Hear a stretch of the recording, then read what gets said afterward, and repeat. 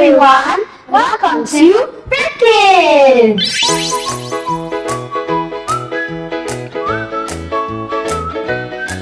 Hi PrepKids! How are you today? Me, I am excited. How about you, Tali? I'm very excited too! And I'm super excited! you know why? Because today we're going to decorate cupcakes! Yes, Halloween cupcakes to be precise. Okay, so we ordered this cupcakes, DIY cupcakes from Cupcake Lab PH. And let's open it? Yeah! So it comes with 4 cupcakes. Who wants red velvet? You please! So there's red velvet. There's Oreo surprise. Do you want the Oreos? I want chocolate chip. Oh, I want the chocolate chip. This is the chocolate chip. And then Ate Joy will have the Oreo surprise. I think this is the Oreo surprise. Okay. And then it comes with 4 filling. yes, buttercream frosting. So as you can see, they're Halloween colors. So there's, what color is this? Green, Purple, black, and white. Okay. And then this is the best part. We have some toppers. See? Toppers? It's so cute. So there's some Look bows. how cute these bowls. Yeah. Look at this one. Tombstone. Also, look at this. Potions and Wow. sprinkles and And a witch's hat. yeah, we just have. And we have that. Oh, we have some toppers, printed toppers. See, this is what I like about Cupcake Lab PH because look at their toppers. They're so cute. Let's go decorate now. You want to decorate, and it also comes with instructions inside. All right, so are you ready, PrepKids? Are you ready? Yes. Let's begin. Okay, so you'll be needing scissors to open the toppers.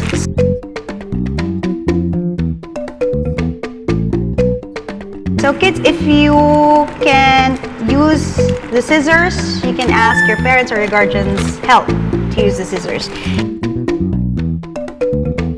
I'm gonna pretend that the witch is dead now because the water was sprayed on her. Now the only thing was left is his hat.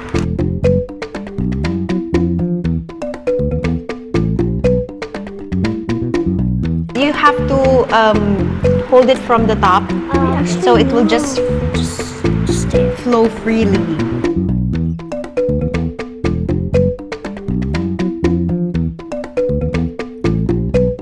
Look at this one. Oh my gosh, it's so nice.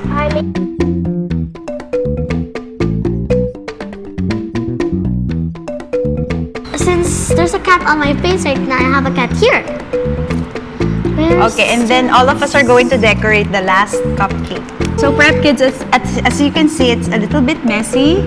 So make sure that you do this in the kitchen or in the dining room. Don't forget to clean up after, okay? Yeah, always so clean up. Are you done? Yes, Okay, it's so I think we can decorate this cupcake now. Okay, but are you done? Yep.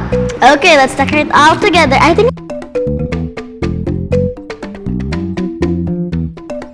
Why don't we create like a monster with, yeah. with one eye? This is fun. And pretend it's black worms. Okay. And don't forget the eye. Okay, are we done? Yep. But All right. Okay. We're done. I had so much fun decorating. So this is my. Oh wait.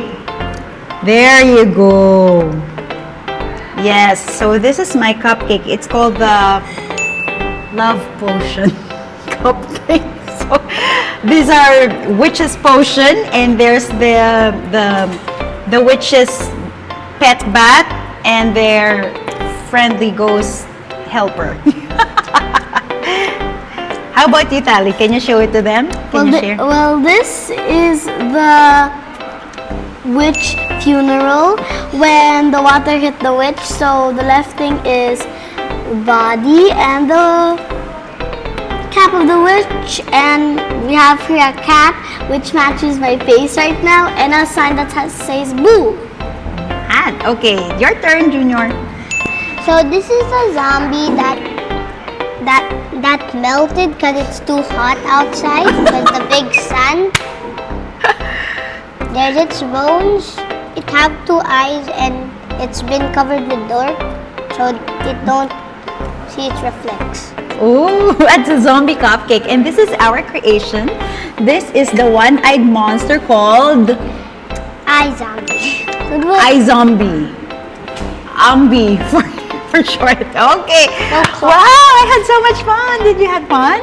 Yes. Well, I can't wait to eat them. So, parang I don't like to eat them because they're so cute. Okay, thank you so much, Cupcake Lab PH, for these awesome DIY cupcakes. But before we go, don't forget To like and subscribe to our YouTube channel. Bye!